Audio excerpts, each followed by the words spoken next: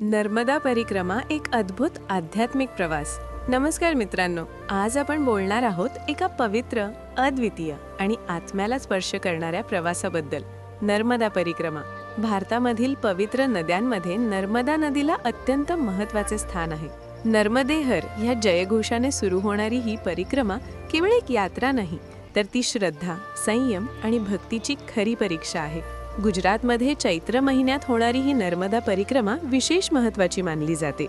ह्या काळात वातावरण शांत, प्रसन्न आणि आध्यात्मिक ऊर्जेने भरलेले असते.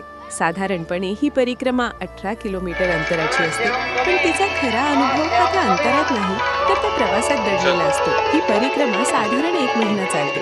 ह्या एका महिन्यात परिक्रमावासी आपले सर्व सांसारिक जीवन बाजूला ठेवून फक्त श्रद्धा आणि साधनेत रममाण होतात. रोज सकाळी नर्मदे हर म्हणत चालण्याची सुरुवात होते आणि दिवसभर निसर्गाच्या सानिध्यात नदीच्या काठाने प्रवास चालू राहतो. या परिक्रमेचे एक विशेष वैशिष्ट्य म्हणजे ती पूर्णपणे पायी केली जाते. प्रत्येक पाऊल टाकताना भक्तांच्या मनात एकच भावना असते: नर्मदा मातेचे दर्शन आणि तिचे आशीर्वाद. या प्रवासात अनेक अडचणी येतात, कधी उन्हाचा त्रास, कधी थकवा, पण श्रद्धेची ताकद सर्व अडथळ्यांवर मात करते. या परिक्रमेच्या दरम्यान अनेक साधू संत, भक्त आणि विविध भागातून आलेले लोक एकत्र येतात. त्यांच्या अनुभवातून, कथांमधून आणि भजन कीर्तनातून वातावरण अधिकच भक्तिमय होते. एकमेकांना मदत करत, प्रेमाने आणि सहकार्याने हा प्रवास पुढे चालू राहतो. नर्मदा परिक्रमा म्हणजे केवळ शरीराची नव्हे, तर मनाची आणि आत्म्याची शुद्धी आहे. ह्या प्रवासात माणूस स्वतःला ओळखतो, आपल्या आतल्या शांततेचा अनुभव घेतो आणि जीवनाचा खरा अर्थ समजून घेतो. चैत्र महिन्यातील ही परिक्रमा विशेष पुण्यदायी मानली जाते. असे मानले जाते की ह्या काळात नर्मदा मातेची कृपा अधिक प्राप्त होते आणि भक्तांच्या सर्व मनोकामना पूर्ण होतात.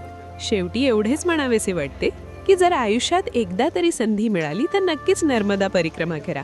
हा अनुभव तुमचे आयुष्य बदलून टाकेल. नर्मदे हर.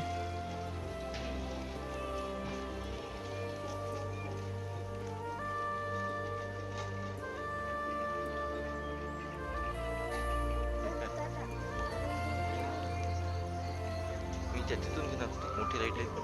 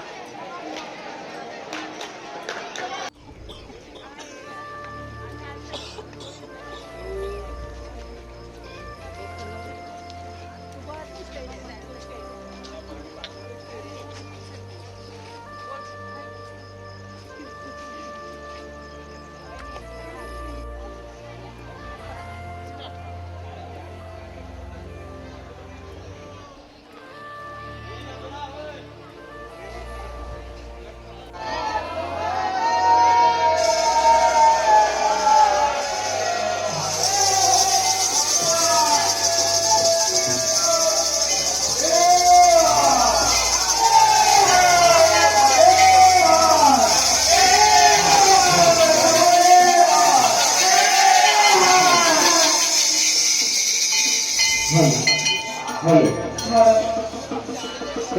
Halo.